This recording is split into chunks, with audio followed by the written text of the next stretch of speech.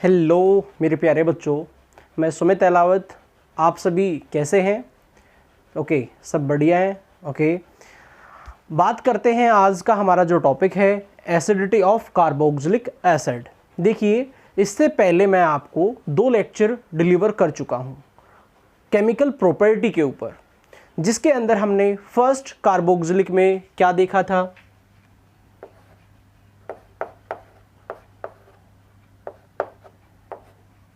जिसमें H bond break हो रहा था। बट मैंने वहां पे आपको बोला था कि एसिडिटी पे हम आगे बात करेंगे, एक सेपरेट वीडियो बनाएंगे क्योंकि काफ़ी इंपॉर्टेंट टॉपिक है। तो इसीलिए ये आज का टॉपिक केमिकल प्रॉपर्टी से है और ये है एसिडिटी ऑफ कार्बोक्सिलिक एसिड। उसके बाद हमने पढ़ा था कंप्लीट OH ग्रुप भी आपका निकाला जा सकता है, बिल्कुल। उसके बाद नेक्स्ट लेक्चर में मैंने आपको बताया था कि यहां पे COOH एक होल जो आपका कार्बोक्सिलिक ग्रुप है उसको यूज किया जा सकता है, उसको हटाया जा सकता है। एंड इसके बाद यहां पे जो आपका अल्फा कार्बन होता है, यहां पे हमने इसके ऊपर भी अटैक किया, मींस हमने HVZ रिएक्शन को किया था। काफ़ी इंपॉर्टेंट था। तो अगर आपने वो लेक्चर नहीं देखे हैं तो वो लेक्चर आप जरूर देखें। ओके, उसके बाद हम बात करते हैं आज के टॉपिक पे। ये भी केमिकल प्रॉपर्टी है हमारी, एसिडिटी ऑफ कार्बोक्सिलिक एसिड। सबसे पहले हमें जानना है क्या कार्बोक्सिलिक एसिड की नेचर है या नहीं है। तो मैं आपको बता दूं कि कार्बोक्सिलिक एसिड की नेचर होता है। अब बात यह है हमें कैसे पता। देखिए, या तो लिटमस पेपर टेस्ट कीजिए, आपको पता लग जाएगा, या फिर आप मेटल के साथ रिएक्ट करवाइए, हाइड्रोजन रिलीज होगी, H+ आयन देगा, या फिर बेस के साथ रिएक्ट करवाइए। तो कार्बोक्सिलिक एसिड हाइड्रोलिसिस करवाने पे हमें H+ आयन देता है। और ये बात अर्हेनियस थ्योरी ने बताई थी कि अगर कोई भी कंपाउंड H+ आयन देता है तो हम उसको एसिड मानेंगे। तो ये हो गया है हमारा एसिड। अब देखिए, इससे पहले हमारा जो चैप्टर था अल्कोहल फिनोल ईथर, उसकी भी मैंने सभी वीडियो आपको दी हैं। अगर नहीं देखी हैं तो आप अल्कोहल फिनोल ईथर चैप्टर देख सकते हैं। वहाँ पे मैंने आपको एक बात बताई थी कि अल्कोहल से बेटर एसिड होता है फिनोल, फिनोल से बेटर एसिड होगा कार्बोक्सिलिक। अब ये प्रॉब्लम आपसे पूछी जा सकती है। अगर आपने ये लेक्चर नहीं देखे हैं तो लेक्चर जरूर देखें, काफ़ी इंपॉर्टेंट लेक्चर हैं और काफ़ी अच्छे से मैंने उनको एक्सप्लेन किया है। अल्कोहल है हमारा ROH, जिसमें R डोनेट करता है, नेगेटिव पार्ट इंक्रीज होता है, और नेगेटिव पार्ट इंक्रीज होगा तो पॉजिटिव का निकलना डिफिकल्ट हो जाएगा। मीन्स इलेक्ट्रॉन डेंसिटी एसिडिटी के इन्वर्सली प्रोपोर्शनल होगा। चलिए, अब हम बात करते हैं फिनोल पे।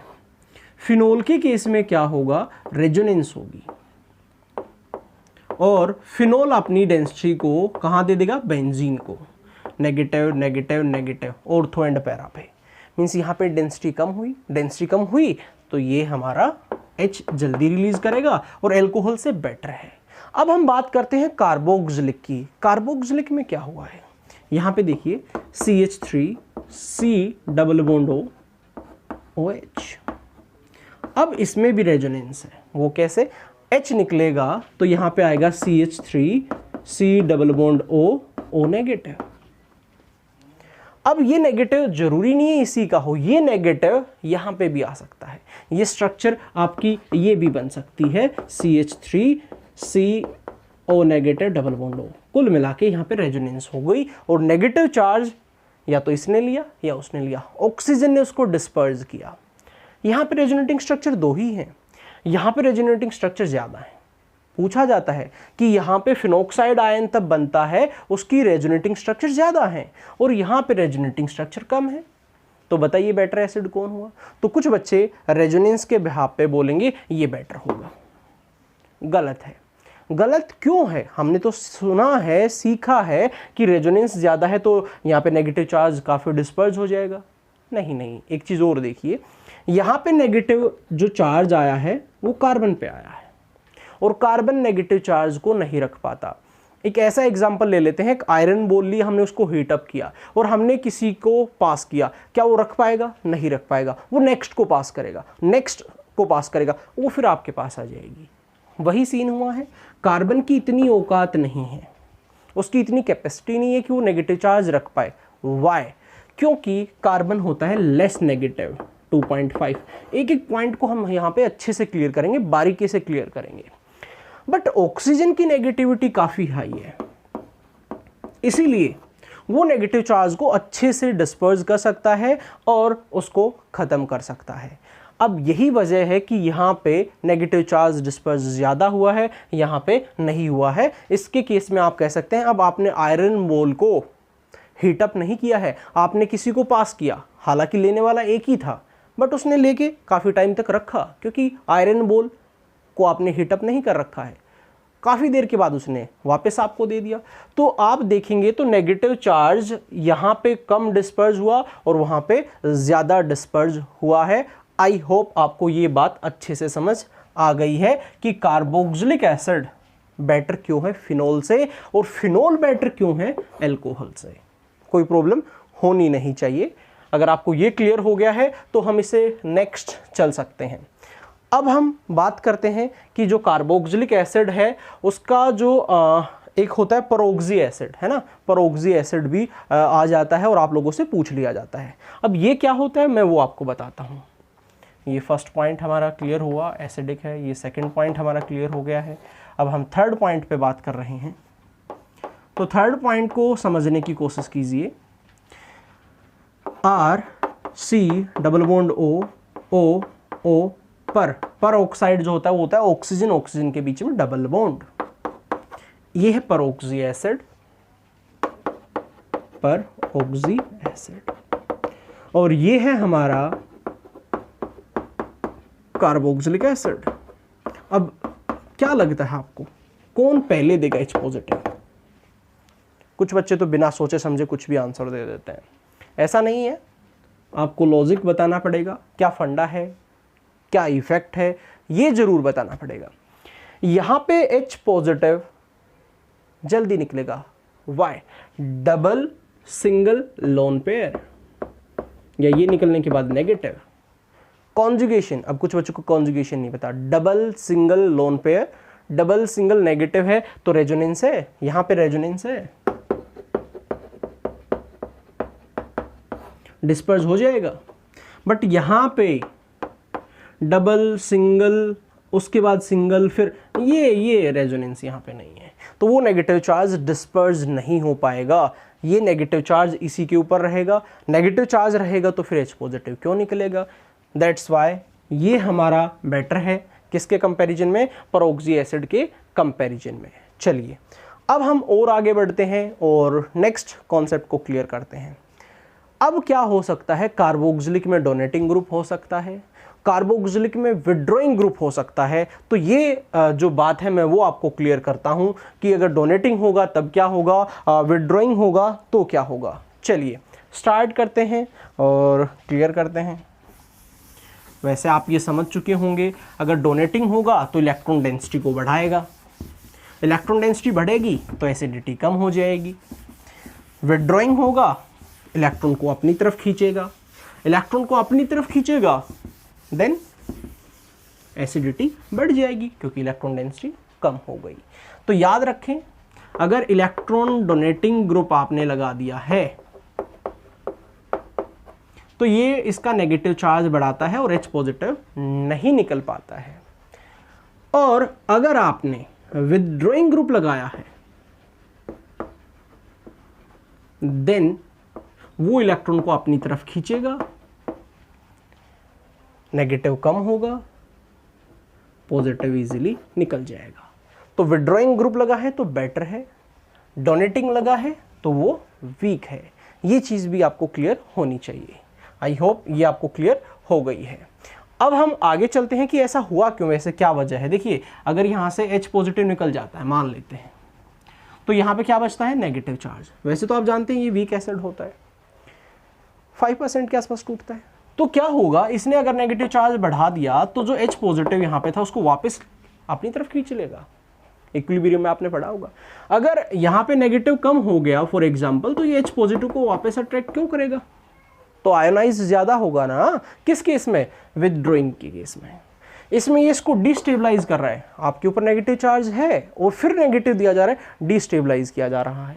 एक तरह से मैं एग्जांपल लूँ, जैसे आपने खाना खाया है पेट भर के और आपका दोस्त आपके साथ ज़बरदस्ती कर रहा है नहीं और खाना है, तो क्या होंगे? डिस्टेबलाइज ही तो होंगे। तो नेगेटिव चार्ज आ चुका है और दिया जा रहा है तो डिस्टेबलाइज हो रहा है। बट इस केस में आपको स्टेबलाइज किया जा रहा है। ओके, तो ये फंडा भी आपको क्लियर होना चाहिए।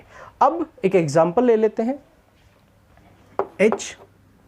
HCOOH और यहाँ पे है benzene ring COH।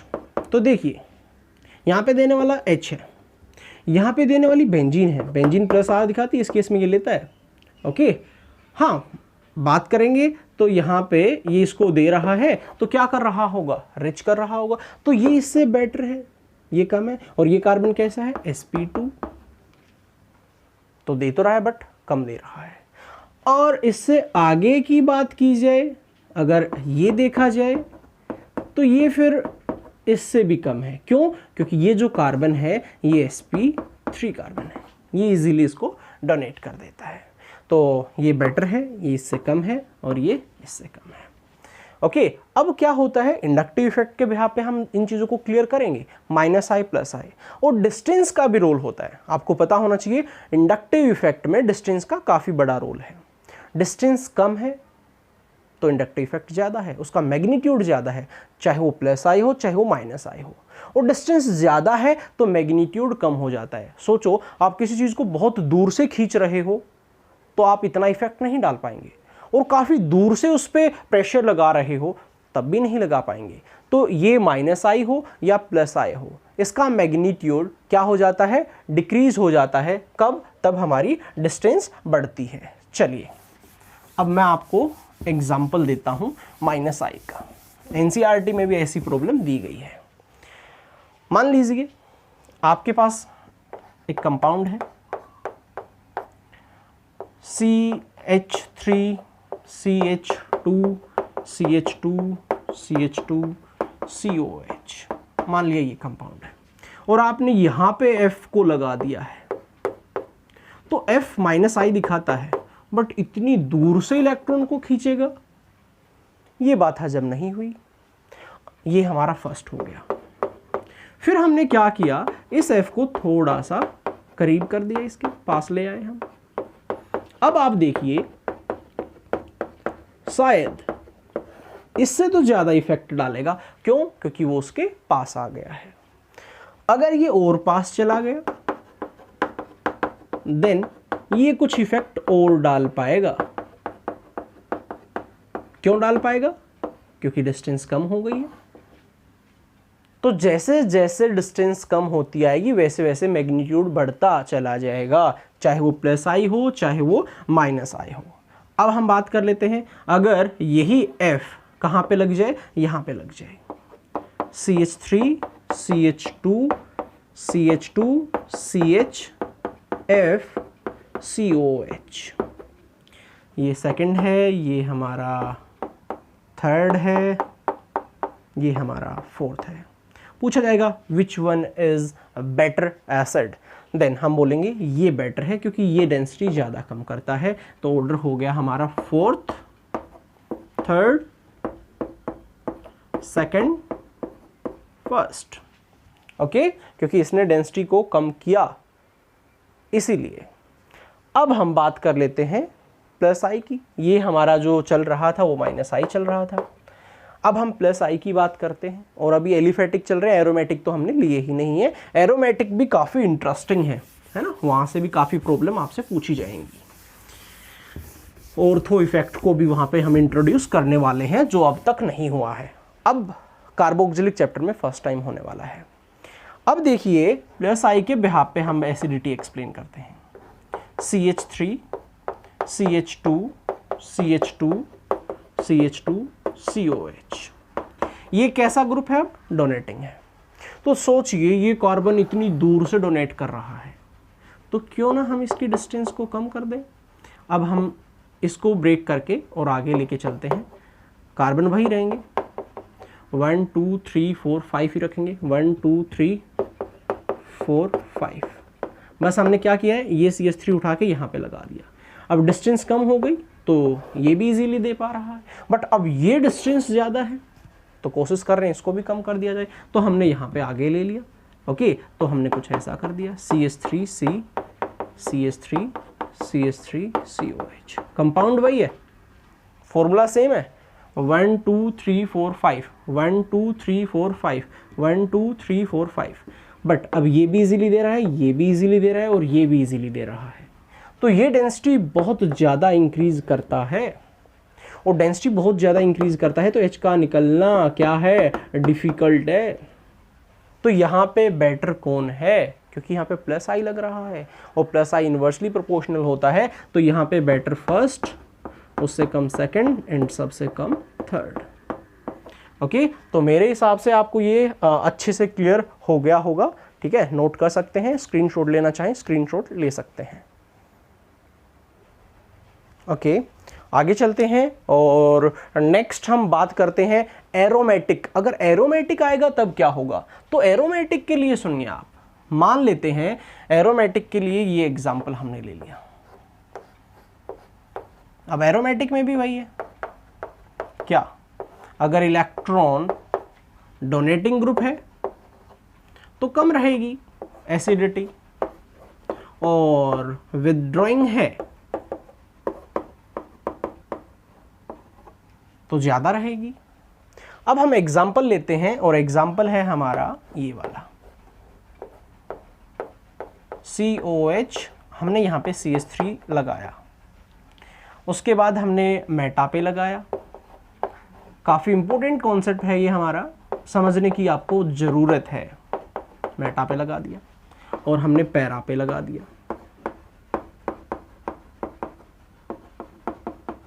And simple benzoic ले लिया। अब देखिए, हमें जानना है कि यहाँ पे जो हमारा COOH ग्रुप है, ये CH3 ग्रुप है, CH3 ग्रुप है, CH3 ग्रुप है, कैसा ग्रुप है, डोनेटिंग है। आप देखेंगे तो ये डोनेट करता है, ये भी डोनेट करता है, ये भी डोनेट करता है, बट यहाँ पे ये प्लस आई दिखाता है एंड हाइपर कॉन्जुगेशन दिखाता है, ये ओनली प्लस आई दिखाता है और ये प्लस आई और हाइपर कॉन्जुगेशन दिखाता है।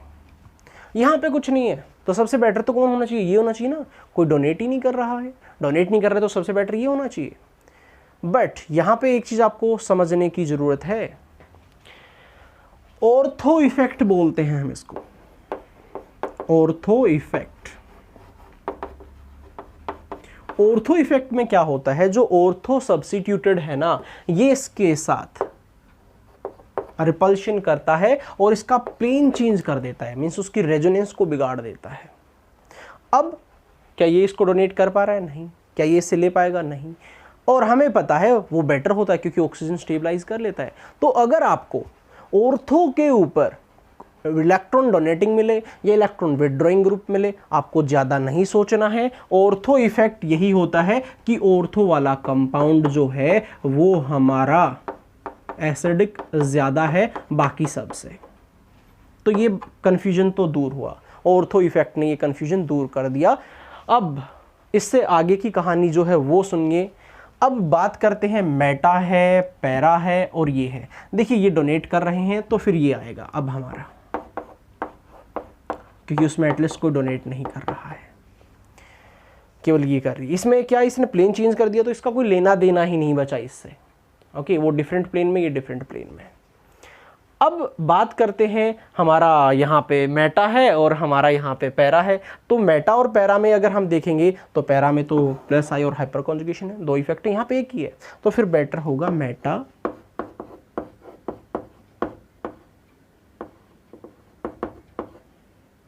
और सबसे लास्ट में आएगा पैरा। बच्चों को लगता था कि ऑर्थो लास्ट में आना चाहिए, बट ऑर्थो ही सबसे पहले चला गया। बच्चे सोचते हैं जल्दी डोनेट करेगा और रिच करेगा तो फिर एसिडिटी कम हो जाएगी, but ortho effect, due to ortho effect ये सबसे ज़्यादा है। इसका इससे कोई लेना देना ही नहीं, ये कोई इलेक्ट्रॉन ना लेगा ना देगा। ओके तो ये हुआ ऑर्थो इफेक्ट। आई होप आपको ये अच्छे से समझ में आ गया है, नोट कर लेंगे और फिर हम आगे बढ़ते हैं और नेक्स्ट पॉइंट को क्लियर करते हैं। ओके नोट कर लेंगे, स्क्रीनशॉट लेना चाहिए स्क्रीनशॉट ले सकते हैं। चलिए इसके बाद नेक्स्ट, ऑर्थो तो 2 पोजीशन होती हैं, अगर ऐसा हो जाए तब क्या होगा। फॉर एग्जाम्पल मैं आपको बताऊं यहाँ पे, अगर ये आ गया तब क्या करेंगे आप, क्या बताएंगे। COH, इधर भी CH3 आ गया, इधर भी CH3 आ गया, और एक केस में ये हुआ है, आया सिर्फ एक तरफ बट ग्रुप काफी बड़ा है, और एक में सिर्फ सिंगल है। अब बताइए, देखिए ऑर्थो इफेक्ट तो सब पे लगेगा। बात यही तो होती है कि बच्चे ऑर्थो इफेक्ट पढ़ने के बाद सोचते हैं कि बस बन गई बात। अरे ऑर्थो इफेक्ट में भी तो कंडीशन आ सकती है। तो यहाँ पे देखिए, यहाँ पे 2 हैं, यहाँ ऑर्थो पे सिंगल ही है, बट ये बड़ा है वो छोटा है। तो अगर ऐसा केस आता है तो ये बहुत इफेक्टिव होता है, याद रखें ये बहुत इफेक्टिव होता है, दोनों तरफ से यहाँ पे हिंड्रेंस है। ये बड़ा है तो इससे तो कम है क्योंकि इसमें 2 से था, इसमें 1 से है, बट ये बड़ा है ये छोटा है तो ये ज़्यादा है, इफेक्ट डालता है, ये जल्दी करता है, तो ये बेटर रहेगा, ये कम रहेगा। तो ये हुआ ऑर्थो इफ पोजीशन पे आपका केस कि ऑर्थो पोजीशन पे अगर ग्रुप लगते हैं तब हम क्या करेंगे। आई होप ये भी आपको अच्छे से क्लियर हो गया है।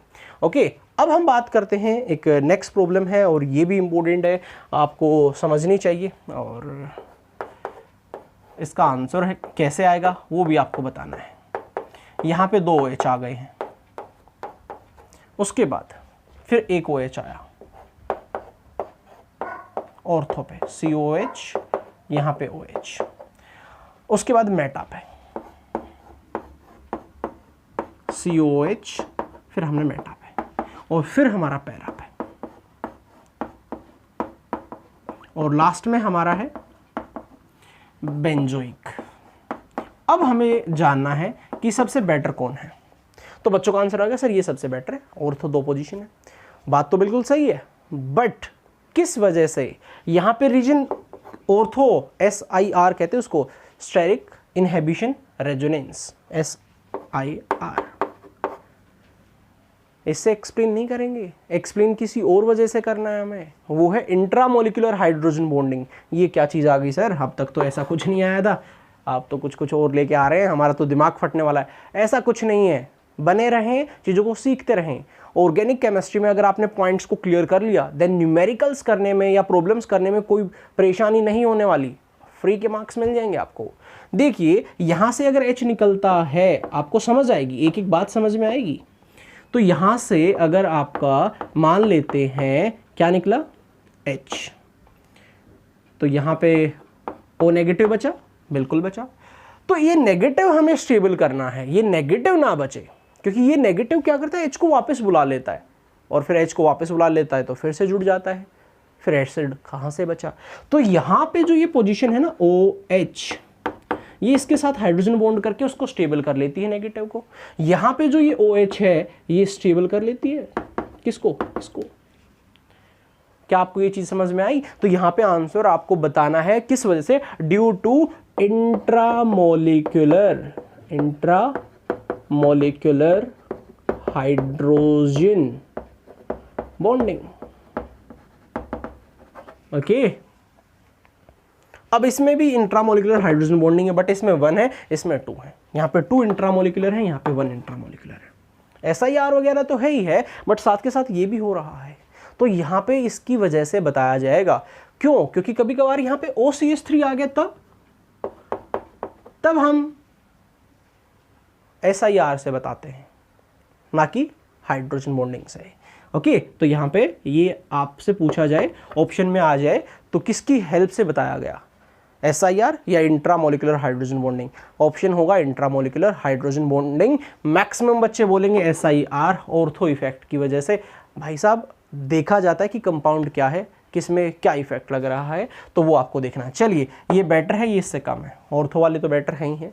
अब बचा ये और ये देखिए यहाँ पे मेटा है, और मेटा पे केवल क्या लगता है, -I। पैरा पे क्या लगता है, -I लग रहा है क्योंकि इसकी नेगेटिविटी ज़्यादा, बट +R लग रहा है, ये डेंसिटी बढ़ा रहा है। एटलीस्ट उसमें तो नहीं बढ़ रही ना, तो सबसे अच्छा कौन हुआ? ये हुआ। उससे कम ये हुआ। इससे कम ये हुआ क्योंकि ये डिक्रीज कर रहा है। फिर इससे कम ये है और ये सबसे कम है क्योंकि इसमें क्या हो रहा है? डोनेट हो रहा है। मतलब यहाँ पे फर्स्ट, ये सेकंड, ये थर्ड, ये फोर्थ, ये फिफ्थ। तो सबसे बेटर कौन हुआ? फर्स्ट। समझ में आपको आया होगा। उससे कम कौन हुआ? सेकंड। इससे कम कौन हुआ? ये, क्योंकि ये डिक्रीज कर रहा है। थर्ड। अब इन दोनों में देखेंगे तो ये इंक्रीज कर रहा है, प्लस आर दे रहा है। ये एटलीस्ट प्लस आर तो नहीं है ना। फिर हमारा fifth and at last fourth.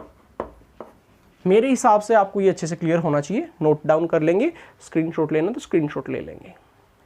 Okay, चलिए अब बात करते हैं नेक्स्ट हमारा है हेलोजन अगर लगे हुए हैं तब क्या होगा। तो हेलोजन के लिए भी हमारे डिफरेंट केस हो सकते हैं। हेलोजन ऑर्थो पे, मेटा पे, पैरा पे हो सकता है या नहीं हो सकता है, सोच सकते हैं आप। तो यहाँ पे क्या रहेगा वो मैं आपको बता देता हूँ। देखिए सबसे ज़्यादा तो हमारा यहाँ पे हो गया है ऑर्थो, Cl पे हमने इसको डोनेट कर दिया। यहाँ पे ये माइनस आई लगा रहा है। प्लस आर यहाँ पे पोस्ट डोमिनेंट होता है, माइनस आई ज़्यादा लगता है हेलोजन के केस में। इसके बाद मेटा, क्योंकि मेटा भी क्या दिखाता है? माइनस आई। इसके बाद पैरा,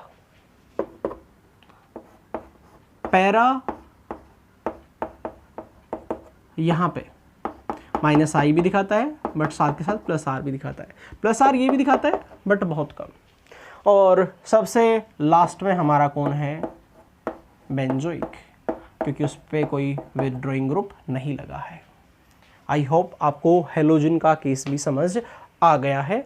तो ये हमारा आज का लेक्चर है। अब हम प्रॉब्लम करना चाहें तो प्रॉब्लम इसके ऊपर कर सकते हैं। चलिए एक या दो प्रॉब्लम कर लेते हैं, फिर आज का लेक्चर ख़त्म करते हैं। ओके, ये प्रॉब्लम करते हैं। मोस्ट इंपॉर्टेंट प्रॉब्लम है और यहाँ पे मैक्सिमम बच्चे कंफ्यूज हैं। केमिस्ट्री पढ़ रहे हो, एक्सेप्शन तो आया ही नहीं, ये तो काफ़ी स्मूथ वे में चला गया। एक्सेप्शन नहीं आया तो फिर कैसे क्लियर होगा? फिर तो क्लियर नहीं होने वाला।